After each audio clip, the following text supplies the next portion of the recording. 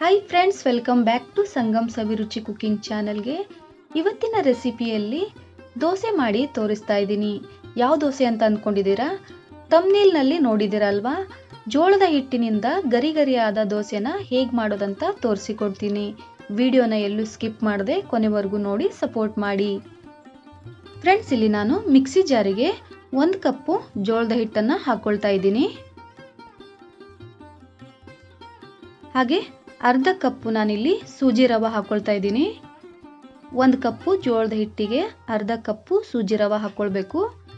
2 spoon ನಾನಿಲ್ಲಿ ಕಡಲೆ ಹಿಟ್ಟನ್ನು ಹಾಕ್ಕೊಳ್ತಾ ಇದ್ದೀನಿ.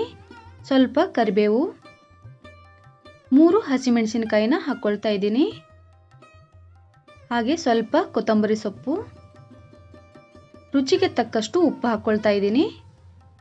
ಫ್ರೆಂಡ್ಸ್, ಇಲ್ಲಿ ನಾನು 1 ಕಪ್ ನೀರು ಹಾಕ್ಕೊಳ್ತಾ ಇದ್ದೀನಿ. ರುಬ್ಕೊಳ್ಳುವಾಗ ಮತ್ತೆ ನಾನು ಅರ್ಧ ಕಪ್ ನೀರನ್ನು ಹಾಕ್ಕೊಂಡಿದ್ದೀನಿ. ಟೋಟಲ್ ಇಲ್ಲಿ ನಾನು 1.5 ಕಪ್ ನೀರು ಹಾಕ್ಕೊಂಡಿದ್ದೀನಿ. ಫ್ರೆಂಡ್ಸ್, ನಾವು ದೋಸೆ ಹಿಟ್ಟನ್ನು ಹೇಗೆ ರುಬ್ಕೊಳ್ತೀವಲ್ಲ ಅದೇ ರೀತಿ ನುಣ್ಣಗೆ ರುಬ್ಕೊಳ್ಬೇಕು.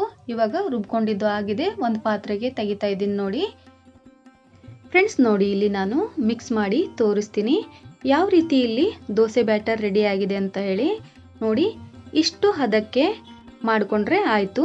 ಜಾಸ್ತಿ ನೀರೂ ಆಗಬಾರ್ದು, ತೀರಾ ಗಟ್ಟಿನೂ ಆಗಬಾರ್ದು. ಇಲ್ಲಿ ನೋಡಿ, ದೋಸೆ ಹಂಚು ಕೂಡ ಚೆನ್ನಾಗಿ ಕಾದಿದೆ. ಇವಾಗ ಹಾಕಿ ಈ ರೀತಿ ಚೆನ್ನಾಗಿ ಸ್ಪ್ರೆಡ್ ಮಾಡ್ಕೊಳ್ಬೇಕು. ನೋಡಿ, ಈ ರೀತಿ ಸ್ಪ್ರೆಡ್ ಮಾಡ್ಕೊಂಡಿದ್ದು ಆದಮೇಲೆ ಮೇಲಿನಿಂದ ಎಣ್ಣೆ ಸವರಬೇಕು ಫ್ರೆಂಡ್ಸ್, ಅಂದರೆ ಚೆನ್ನಾಗಿ ಗರಿ ಗರಿಯಾಗಿ ಬರ್ತವೆ. ಜೋಳದ ಹಿಟ್ಟಿನಿಂದ ದೋಸೆ ಮಾಡೋದು ಕಷ್ಟ ಅನ್ನೋರು ಈ ರೀತಿ ಒಂದ್ಸಾರಿ ಟ್ರೈ ಮಾಡಿ. ಇವಾಗ ನೋಡಿ ಫ್ರೆಂಡ್ಸ್, ತಿರುಗಿಸಿ ಹಾಕ್ಕೊಳ್ತಾ ಇದ್ದೀನಿ. ಫ್ರೆಂಡ್ಸ್, ನೋಡಿ ದೋಸೆ ಚೆನ್ನಾಗಿ ಬರ್ತಾ ಇದೆ, ಸ್ವಲ್ಪನೂ ಅಂಟ್ಕೊಳ್ತಾ ಇಲ್ಲ. 2 ಸೈಡ್ಗೆ ಚೆನ್ನಾಗಿ ಬೇಯಿಸ್ಕೊಳ್ಬೇಕು.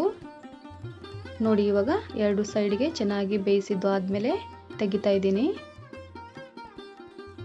ಇವಾಗ ಪ್ಲೇಟಿಗೆ ಸರ್ವ್ ಮಾಡ್ಕೊಳ್ತೀನಿ. ಇದೇ ರೀತಿ ನಾನು ಮತ್ತೊಂದು ದೋಸೆ ಹಾಕಿ ತೋರಿಸ್ತೀನಿ ನೋಡಿ. ದೋಸೆ ಹಿಟ್ಟನ್ನು ಹಾಕಿದ್ದು ಆದಮೇಲೆ ಈ ರೀತಿ ನಿಧಾನವಾಗಿ ಸ್ಪ್ರೆಡ್ ಮಾಡ್ಕೊಳ್ಬೇಕು.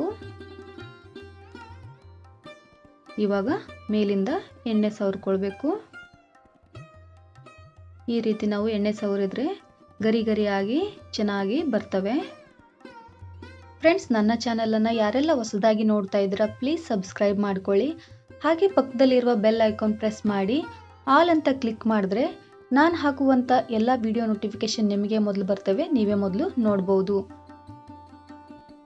ಫ್ರೆಂಡ್ಸ್, ನೋಡಿದ್ರಲ್ಲ, ಇವತ್ತಿನ ರೆಸಿಪಿಯಲ್ಲಿ ಜೋಳದ ಹಿಟ್ಟಿನಿಂದ ದೋಸೆ ಮಾಡೋದನ್ನು ತೋರಿಸಿದ್ದೀನಿ.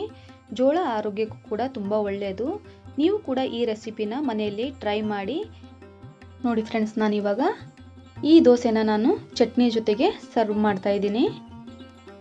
ಈ ರೆಸಿಪಿ ನಿಮಗೆ ಇಷ್ಟ ಆಗಿದೆ ಅಂತ ಅಂದ್ಕೊಳ್ತೀನಿ. ಇಷ್ಟ ಆದರೆ ಒಂದು ಲೈಕ್ ಮಾಡಿ, ಹಾಗೆ ನಿಮ್ಮ ಫ್ಯಾಮಿಲಿ ಫ್ರೆಂಡ್ಸ್ಗೆ ಶೇರ್ ಮಾಡಿ ಸಪೋರ್ಟ್ ಮಾಡಿ.